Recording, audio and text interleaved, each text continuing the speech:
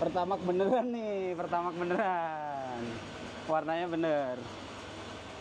Lebaran sebentar lagi, waktunya kita mudik lagi. Kali ini ya pakai kebo lagi lah. Kita kan pengen mudiknya santai. Ikuti perjalanan gua hari ini. Bakal santai, nyari yang seru-seru juga di jalan.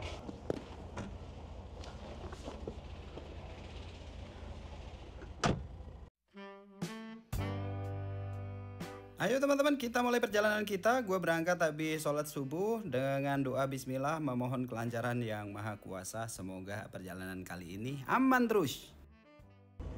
Let's roll. Kita akan menempuh jarak sekitar 500 km. 570 lebih tepatnya. Semoga kebo sehat-sehat aja, baik-baik aja, dan perjalanan ini lancar. Amin.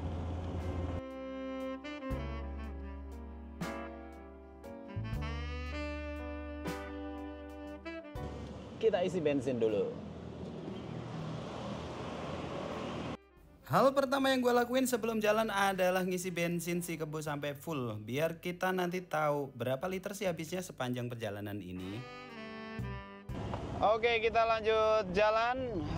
Kita mau masuk Pancoran, langsung tol. Pokoknya kalau berangkat dari Jakarta, kalau mau keluar kota, ya paling enak jam segini. Daripada 3 jam habis waktunya cuman buat keluar dari Jakarta, stuck di Bekasi. Kalau jam segini itu lancar, bisa langsung bablas terus. Ntar mungkin jam 10 gitu, atau bahkan jam 9 udah sampai Cipali. Lanjut. Sebenarnya perjalanan ini juga sekalian ngetes. Si kebo ini habis turun transmisi, gue ganti transmisi 5 percepatan. Yang gue rasa ini lebih cocok sama mesinnya si kebo dibandingkan sebelumnya, karena sebelumnya itu di tol dia itu lari 120 udah mentok, tapi mesinnya masih ngegerung RPM tinggi. Makanya ini gue tambahin 1 gigi lagi biar nanti pas di top speed itu nggak terlalu ngeden. Kasian kalau untuk long trip kayak gini mesinnya RPM tinggi terus. Karena kalau main mobil tua itu hal yang paling harus diperhatiin adalah suhu mesin. Kalau mesinnya terlalu ngeden, terlalu ngoyo, biasanya suhunya juga akan cepet tinggi. Nah kalau suhunya tinggi mulu, yang ditakutkan adalah overheat di jalan. Alhamdulillah so far hampir setengah perjalanan suhu si kebo juga aman-aman aja. Di tol gini 70 derajat, kalau agak macet dikit itu 80 derajat dengan AC nyala mulu. Iya, ini mobil tua tapi gue nggak mau kehilangan kenyamanannya. AC harus nyala terus, meskipun kacanya bening gue ngerasa masih cukup sejuk.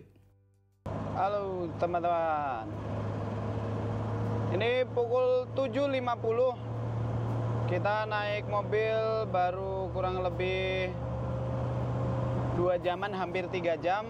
Dan sekarang kita udah sampai di daerah Cirebon. Cukup lancar alhamdulillah. Si kebo juga sehat-sehat aja, no problemo. Suhu aman di 70 derajat sepanjang perjalanan. Jalur sejauh ini masih aman ya, cuman ya kayaknya lagi banyak truk-truk logistik ngangkutin paket, mungkin paket kalian yang kalian pesan buat lebaran tuh. Lumayan bikin sedikit macet tapi nggak parah, masih mudah untuk di balap-balap atau ditungguin, aman. Terus cuaca tuh mendung dari pagi. Biasanya pagi itu di MBZ tuh bisa dapet sunrise yang bagus, warnanya emas, terus pecah luas gitu cahayanya. Tapi tadi pagi enggak, cahayanya nggak banyak karena mendung. Ini juga mendungnya udah tebel. Tadi sempat jatuh air ya di belakang di Cikampek, tapi nggak deres, cuman rintik-rintik aja, tidak mengganggu perjalanan sama sekali. Ya so far so good. Sumpah gue kangen naik kebo ini. Dan hari ini gue bisa jalan-jalan sama kebo lagi tuh gue happy banget.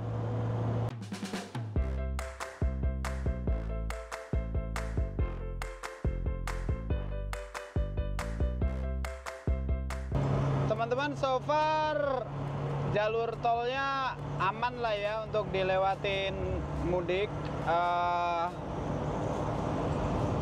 Cuman ada beberapa tambelan jalan dan lubang tak terduga, lubang jalan tak terduga. Ada yang cukup dalam, ada yang cukup gede di area sebelum Pejagan sama ini arah Tegal. Ada beberapa tambalan yang cukup gede, ada juga yang masih bentuknya lubang jalan. Jadi hati-hati banget untuk teman-teman yang mudik kali ini pakai mobil yang peleknya gede, bannya tipis. Kalau kena lubang jalan di Pejagan tadi sih kayaknya bakal peyang tuh pelek. Kita istirahat bentar, ngantuk. Idealnya emang istirahat. Ini rest area 275A. Kita udah berkendara 3 jam lebih, dan ini udah setengah perjalanan. Kita berada di habis Tegal ya ini, Brebes Tegal. Nah ini sini istirahat bentar, meregangkan badan, keluar dari mobil sama dinginin mesin kebo. Keren banget kebo, makasih bisa diajak bekerja sama, nggak ada keluhan apapun. Oke, matiin dulu, istirahat dulu ya Bu ya, sehat-sehat ya Bu. Jarak masih 284 kilo, tepat separuh dari total perjalanan. Oke, sudah parkir di sini. Waktunya kita pipis. Toiletnya di ujung. Ini audio pakai acara copet. Enak-enak dengerin musik di jalan, tak tahu gelundung jatuh. Beli lem. Mari kita benerin. Mantap. Sekarang kita cek mesin. Pokoknya tiap pergi sama kebo, habis jalan tuh yang harus dicek adalah bahwa ada air netes, oli netes nggak, kering. Belakangnya nggak kering. Mantep. Tidak ada kebocoran apapun di mesin. Kering semua, alhamdulillah. Minyak rem aman, tidak berkurang. Radiator nggak ada kebocoran, alhamdulillah. Suhu udah mendingan. Oli nggak ada yang netes, berarti nggak ada yang berkurang. Oke, aman, kita bisa lanjut. Di usianya yang sudah 55 tahun, kebo masih mau bertualang. Let's start our journey again. Di perjalanan ini tuh yang paling berasa adalah ngantuknya. Ya Allah, ngantuk banget. Soalnya kita bangun pagi kan ya, sahur. Habis itu langsung nyetir. Perjalanan masih 3,5 jam, ditambah berhenti SPBU mungkin ya hampir 4 jam lagi nyampe. Bismillah.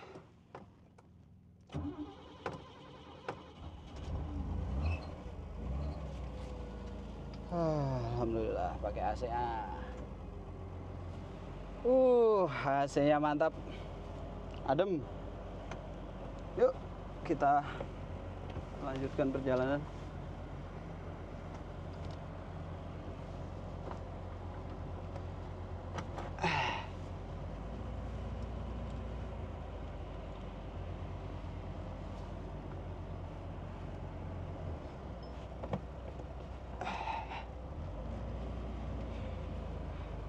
Gue suka transmisi baru kebo ini, pindah giginya enak banget, kayak mobil baru. Glek. Patternnya masih kuat, masih tebel. Kalau mobil tua kan biasanya nggak harus ngurut ya. Oh ini ada SPBU kecil-kecilan. Ya udahlah, kita mampir sini dulu. Daripada ntar berhenti lagi, males gue.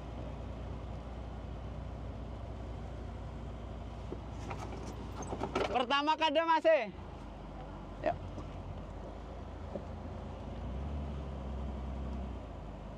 Oke, isi dulu.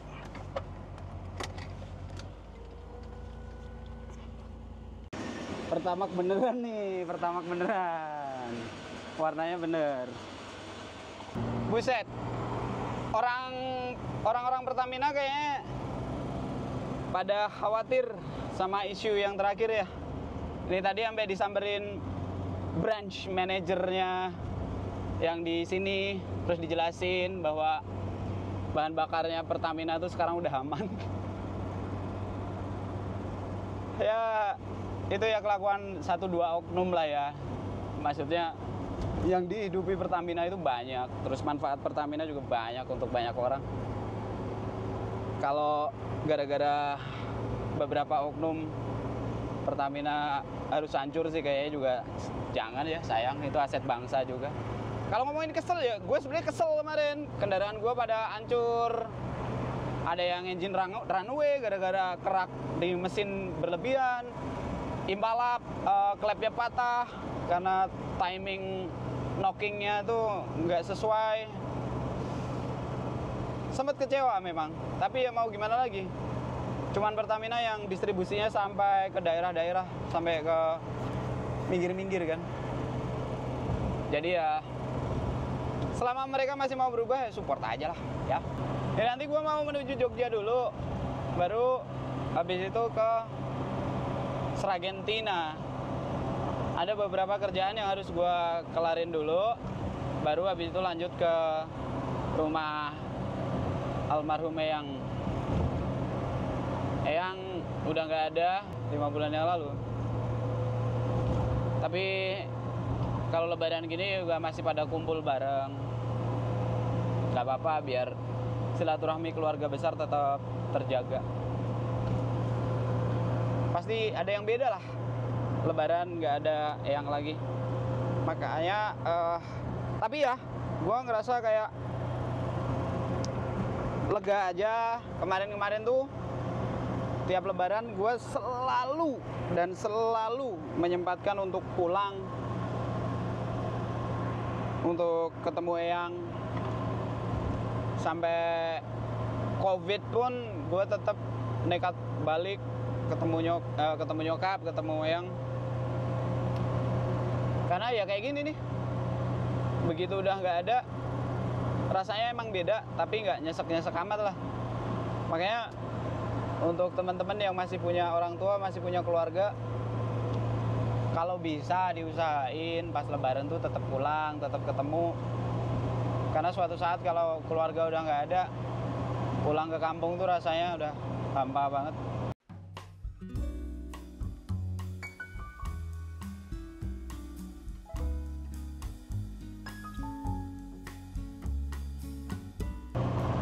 Ini perjalanannya full tol ya teman-teman. Gua nggak mau jalur biasa. Di musim mudik ini macetnya pasti nggak masuk akal. Capek. Di tol aja udah lumayan padat ini, apalagi jalur biasa. By the way, gua tuh ada trauma sebenarnya. Tahun 2014 kalau nggak salah ya. Gua pernah di jalan menuju Lebaran, itu gua pulangnya H-2. Di jalan 48 jam. Kejebak 48 jam. Kenapa? Karena dulu belum ada tol.